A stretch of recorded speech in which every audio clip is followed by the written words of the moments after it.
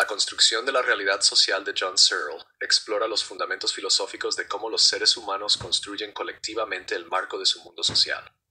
Basándose en su trabajo anterior sobre los actos de habla y la filosofía del lenguaje, Searle investiga los mecanismos a través de los cuales se crean, mantienen y comprenden las instituciones, normas y realidades sociales. El libro ha tenido una influencia significativa en la filosofía, la sociología y la antropología, ofreciendo un análisis sistemático de las bases de los constructos sociales, temas y argumentos clave. La dualidad de la realidad objetiva y subjetiva. Searle comienza distinguiendo entre dos tipos de realidad, la natural y la social. La realidad natural consiste en hechos físicos que existen independientemente de la percepción o interpretación humana, como las montañas, los árboles y las leyes de la física. Estos hechos son objetivos e independientes de la mente. En contraste, la realidad social se construye a través de la interacción humana y depende de la intencionalidad colectiva, creencias y prácticas compartidas. Los hechos sociales, como el dinero, el matrimonio o los gobiernos, existen solo porque las personas acuerdan colectivamente que existen.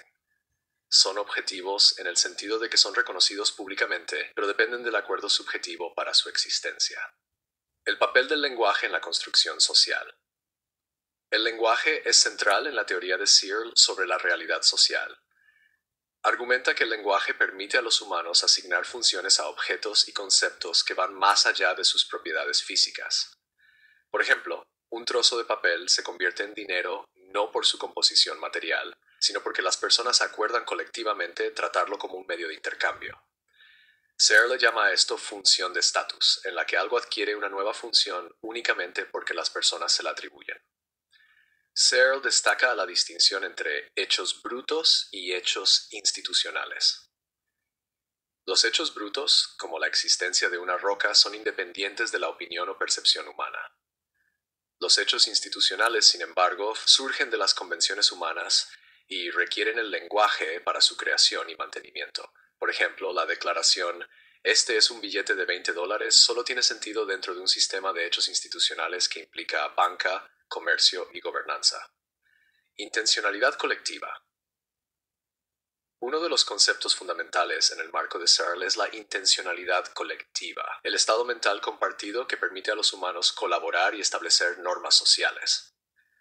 La intencionalidad colectiva permite a los individuos coordinar sus acciones y creencias, creando una comprensión compartida de las estructuras sociales. Por ejemplo, un grupo de personas que acuerdan seguir las señales de tráfico ejemplifica la intencionalidad colectiva. Este acuerdo compartido sustenta las reglas y normas que constituyen las instituciones sociales.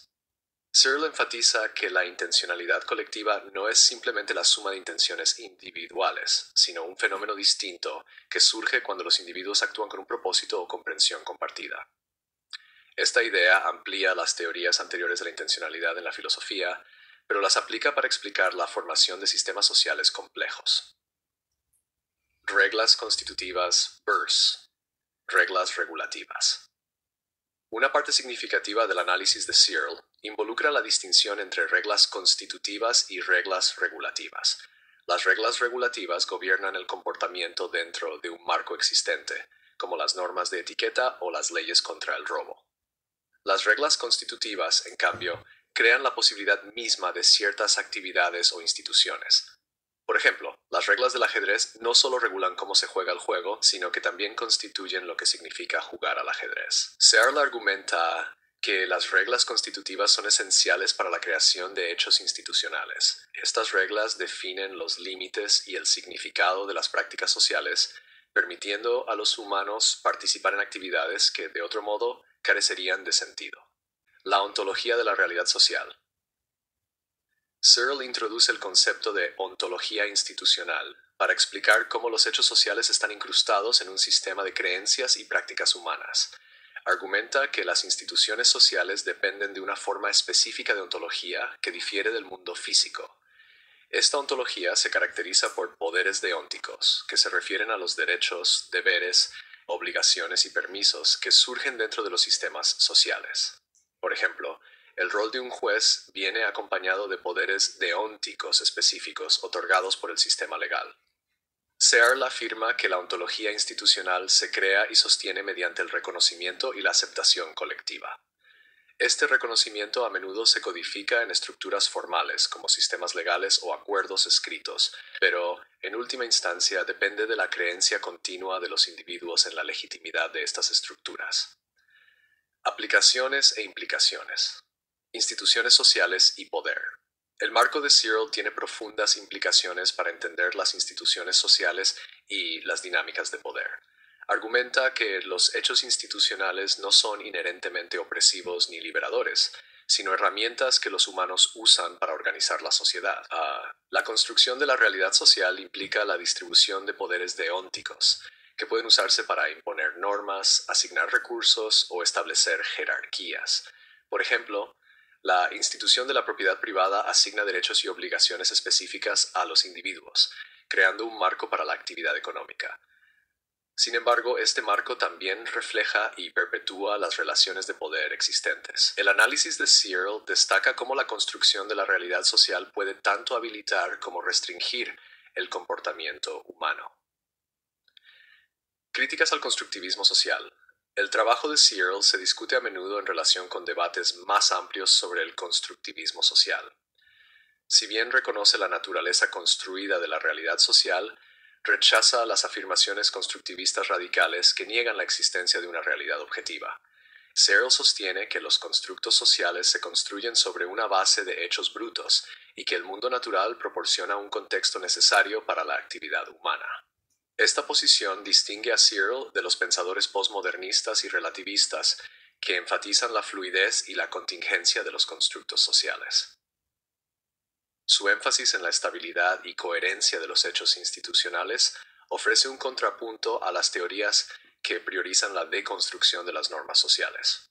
Desafíos en la inteligencia artificial y la tecnología.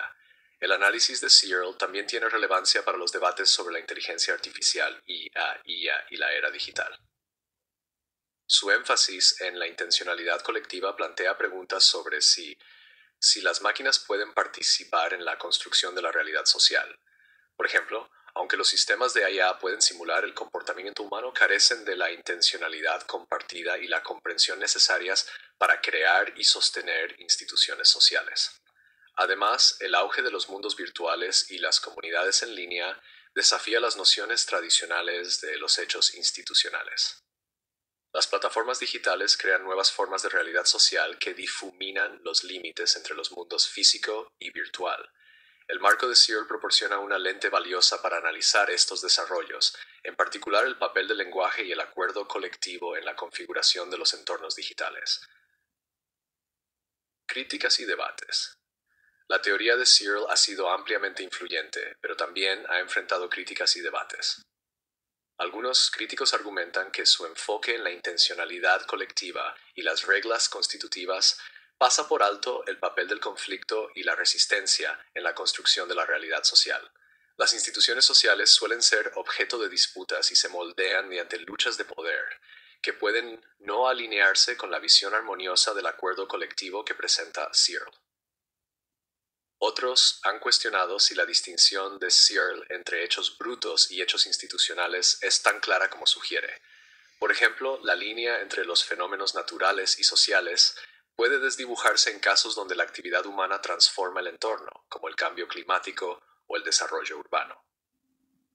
Finalmente, algunos filósofos han desafiado el énfasis de Searle en el lenguaje como el medio principal para construir la realidad social. Si bien el lenguaje es indudablemente crucial, la comunicación no verbal, los rituales y los símbolos también juegan roles significativos en la configuración de las interacciones humanas y las instituciones. La construcción de la realidad social de John Searle proporciona un análisis exhaustivo y sistemático de cómo los humanos crean y sostienen instituciones sociales mediante el lenguaje, la intencionalidad colectiva y las reglas constitutivas. Su análisis conecta el mundo natural y el social, ofreciendo ideas sobre los fundamentos de los constructos sociales y sus implicaciones para el poder, las normas y el comportamiento humano.